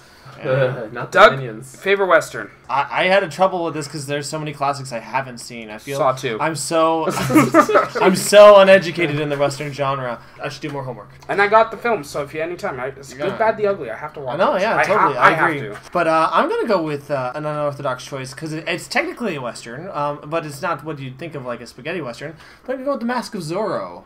Oh, that's fair. that's sick, man. Yeah, Same time period. rather than shootouts, it's more like a sword fighting film. Antonio Banderas, Catherine Zeta-Jones, Anthony Hopkins, a great trinity of class actors. Directed by what's his name? Martin, the guy who directed Goldeneye. Martin Campbell. Martin Campbell, directed by Martin Campbell, who is great for usually reviving franchises and characters. But I love this film because it's a story about passing the torch along on long-awaited justice. It is a story about. Zorro has always kind of been about justice for the people. And I feel like this is sort of becomes a personal justice story about Anthony Hopkins, who was the original Zorro, being locked away and deprived of his family. His wife was killed. His daughter was taken from him by his mortal enemy and raised by him. And he's getting too old to actually enact this justice himself. And so he's training a criminal, played by Antonio Banderas, to take up the mantle of Zorro and bring freedom to the people and also to get his revenge in motion. It's a very personal story, but it's also like, what's great about this film is it's also a lot of fun. It is. It's a good time in the movies as well. So it really balances out like what it is to like for action and spectacle and cinema. Like it feels like a good story. It feels like it's really well told, but it's also got all the vigor and excitement of a good like Zorro story. You know. Now here's a fun story. Slight relation to Zorro. I have a lot of old video games, so I have our original cartridge of A Link to the Past, and I'm not sure which one of you guys it was, but there is a save file. I left it still on there. Someone named their character Zorro. It's probably Steve. You put that one of you guys names your character Zorro. Yeah, there's probably nothing wrong with that. So Zorro saved Hyrule. Yeah, so it's not a spaghetti western. It's not the classic like who's a trail out to the west. Gauchos, yeah. I like what you said. This whole passing the torch sort of story. Like Anthony Hopkins is really good as like this older Zorro who's taking up this teaching position or not position. He took a job at the school. Okay, no, he's stepping into this role where he has to teach the next generation basically. And my only memories really watching that film are basically at Dad's house, like on VHS. So it's totally. It's been a long time since I've seen that, but I love the Catherine Zeta-Jones. Oh yeah, I wasn't gonna say that, but man, she was. I remember. Zorro is actually Spanish for fox. So his name is actually the Fox. In the original source material by Bob Kane, it was Zorro that the Waynes had gone to see before Martha and Thomas Wayne were killed. Yeah, it was Zorro. So Zorro inspired. Batman inspired Batman. Yeah, Batman is the modern day Zorro. How about that? They kind of changed. I think they kept that in Batman v Superman. I think it was Zorro. But in the Dark Knight trilogy, they were watching the German opera Die Fledermaus. Was it? Die Fledermaus. I thought it was Cats. Not Die Fledermaus. No, it's not Cats. Jesus. The Waynes die watching Cats. No, Bruce Wayne starts having a panic attack watching Cats. Memories. God, sorry. I don't know what the hell is wrong with me. Oh man. Family films, eh? Steve, you want to take this one again? Oh, sure. Oh, yeah, for sure. This is a bit of an older one. Wait, what's the category again?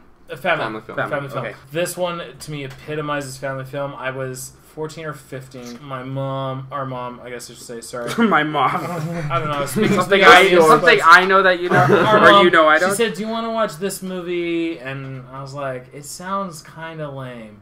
And she says, "No, it's actually a really good family movie." And by the end of it, I really agreed. I thought it was great. It was magical. It was good for the whole family. Saw 2? Absolutely. 1967, Dr. Dolittle. The original. The original with Rex Harrison, Rex Harrison was in My Fair Lady.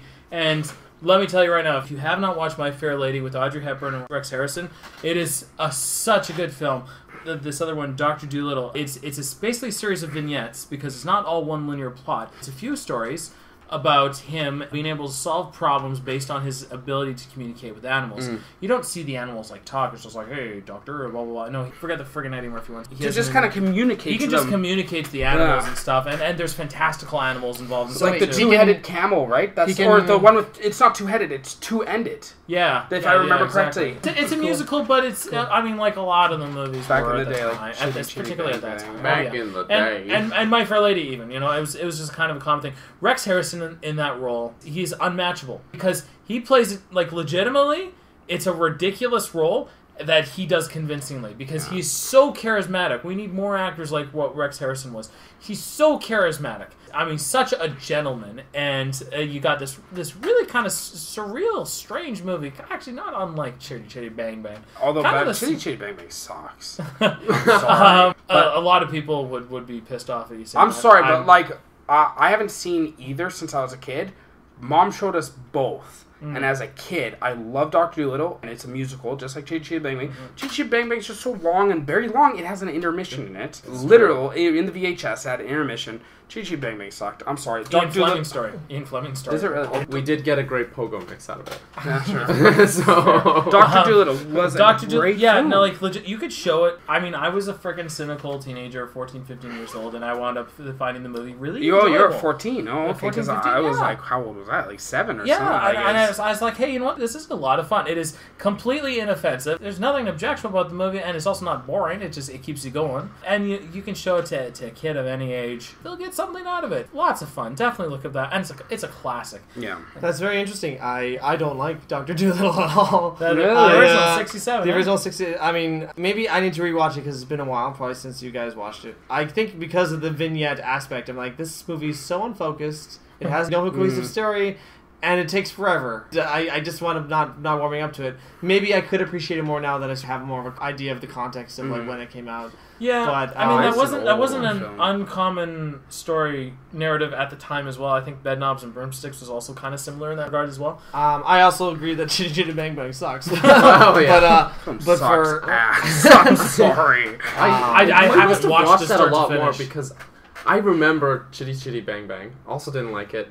I have very, very little memory of Dr. Dolittle. I think I only watched it once or twice. Yeah. But I mean, maybe I must have missed the mark or missed the point, or maybe I just wasn't into it at the time. Who knows? But it's interesting that you classify that as your favorite. It's so accessible. I felt it was also like the Disney movie, The Adventures of Merlin Jones, the same sort of setup, where it's like vignettes, no comment. I think it was something that a lot of films at the time were flirting with. I know. I'm pretty sure. Again, it's been years since I've seen it. It's been like 15 years or something like that. I think the first kind of not magical, but like mystical kind of animal you see is that two-headed camel. Two ends. I don't know. It's really cool. It wasn't a llama. Oh, maybe it's a llama. Either way, I just remember being like, wow, this is neat. This is cool. And kind of getting involved. And then they kind of amp it up from there every time. But Eddie Murphy didn't do that film justice at all. It was just a completely different movie. They were just playing off the fact that you could talk to animals. And they now had this sort of special effects where like, we can make animals talk. And that was it. It was a completely different kind of effect. Daniel, favorite family? I'm going with the Pixar classic, The Incredibles. That's good. I just think it's a great movie. Anyone can enjoy. It's a good superhero movie. It's a good story about a family that have to live with these extraordinary powers, these circumstances. And the story's not bad. It has sort of this Watchmen meets Fantastic Four sort of feel to it. Yeah, it's strange the number of Watchmen references that are dropped in from time to time. Are there? Yeah, well, okay, the plot is very similar, where there's like these superheroes that are past their prime and now they're outlawed, and then you've got the new generation of superheroes, and it's sort of like a combination of it, and it's got the campy sort of Fantastic Four feel, not the Fantastic Josh Trank feel, but I feel it's this really good compromise between those. Great film. And it's a great family film. Like I don't mean family film like, oh, it's great for the whole family to watch, which it is.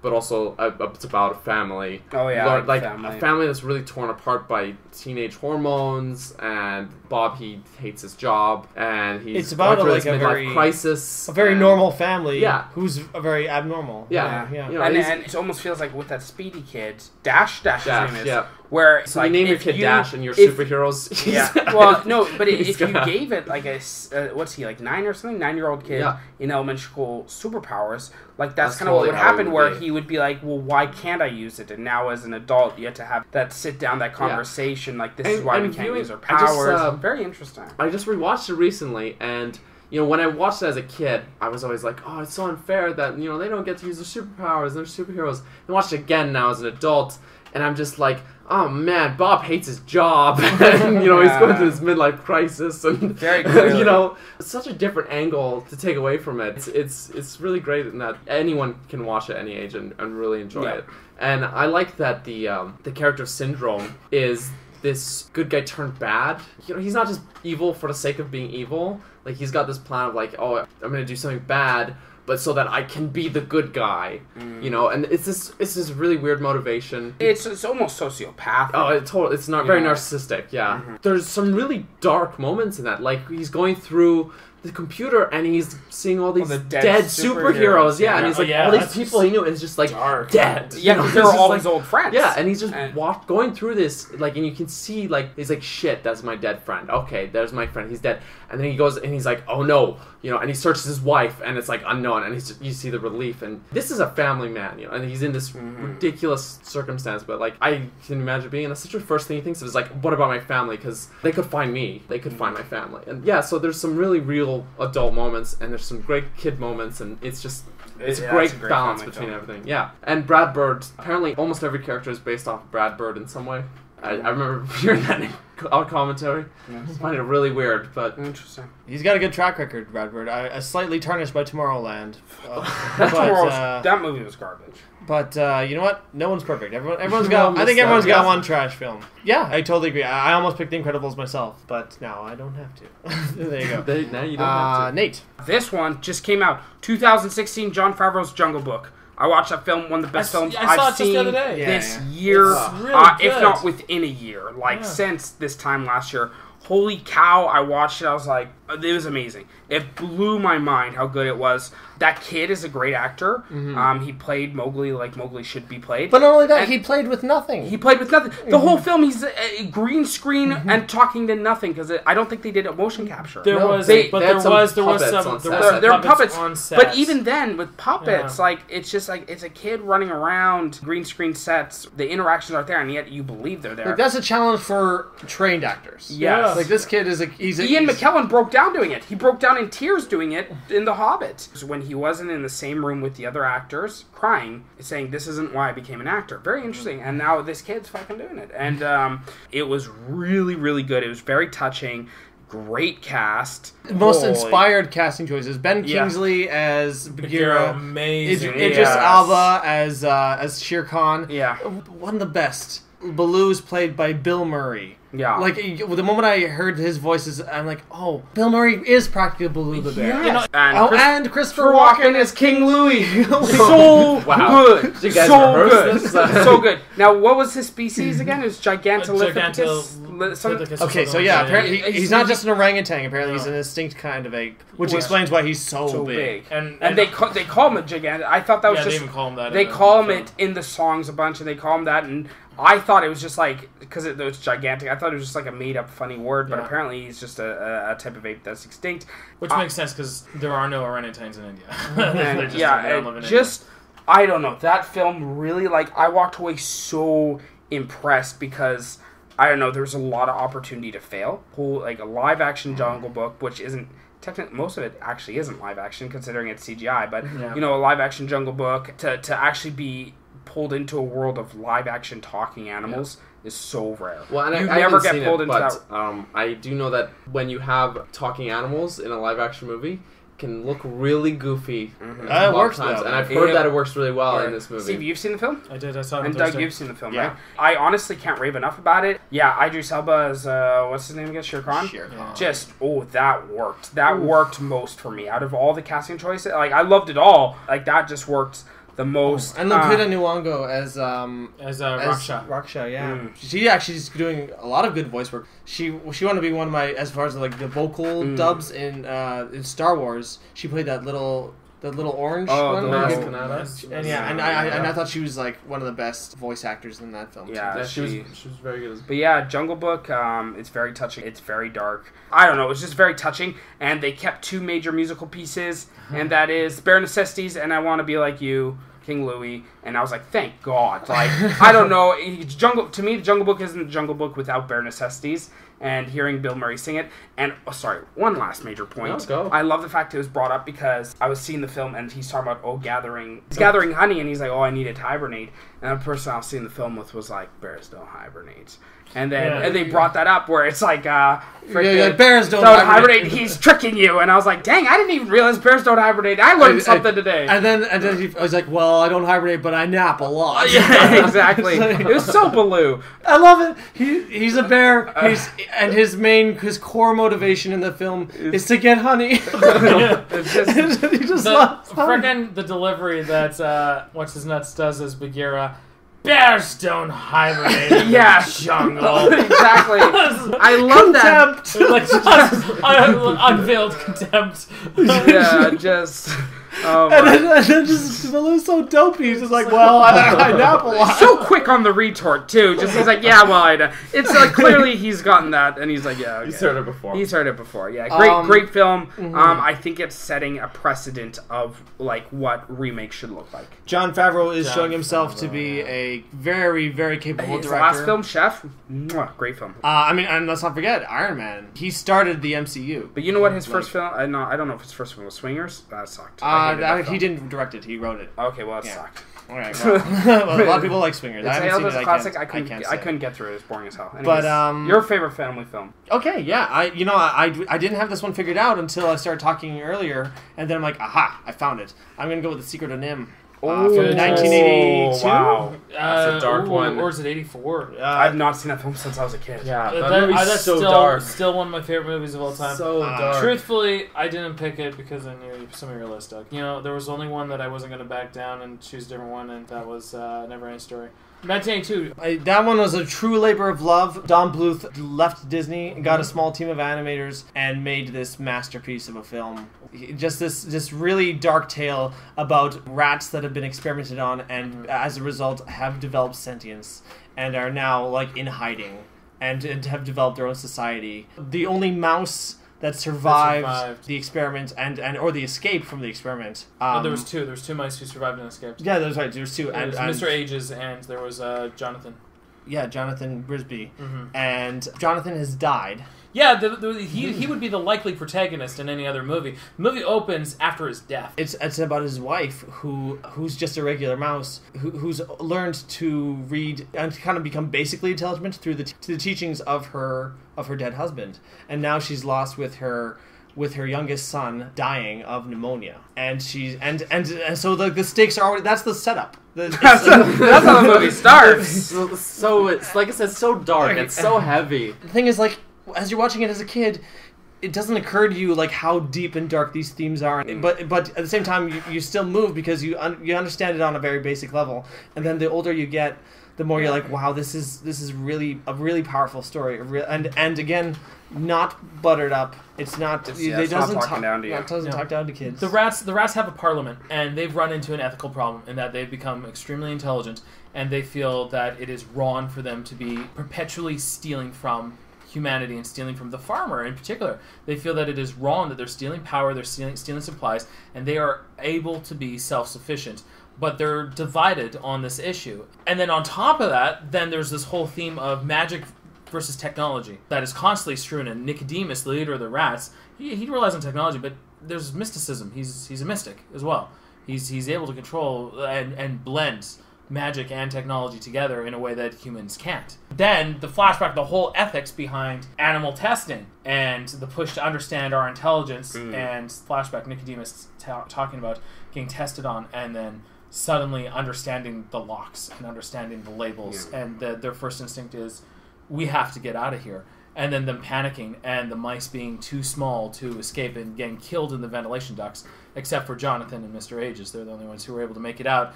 But because they were so small, Jonathan was able to actually get through the grating to open up the grate so that they could all actually finish escaping. And the rats basically owed him their lives. Yeah. It's super good movie. I don't remember a lot about it. It's been years since I've seen it, but same. I remember the feeling I had. You know, that it was stress. And it was a lot of emotion. I like cartoons like that they don't speak down. Watership Down, Feliday. You know, I saw Feliday. Well, Feliday, I don't know if is intended to be a family film, even though. Yeah, but it's animated though. But it is animated. Yeah, this was the start of Don Bluth making a string of exceptionally good family films. Because after that was The Land Before Time, An American Tail, All Dogs Go to Heaven. Oh yeah. He kind of lost his way a bit in the 90s, but in the 80s and the early 90s, he had a string of like really great family films. These films have really stood the test of time. None better than The Secret of NIMH, I feel. Great film. So, due to length purposes, we're going to cut this off for the time being. So we will be back to talk about more favorite films once we can figure out when to get back together. Yeah. So If it has to be at 1 a.m. again. So be it. We got through 8 genres, so 6 more. Yeah, that's pretty good, man. Yeah, we'll leave it at that for now. Thanks so much for listening to the Checking the Gate podcast, and we are moving on.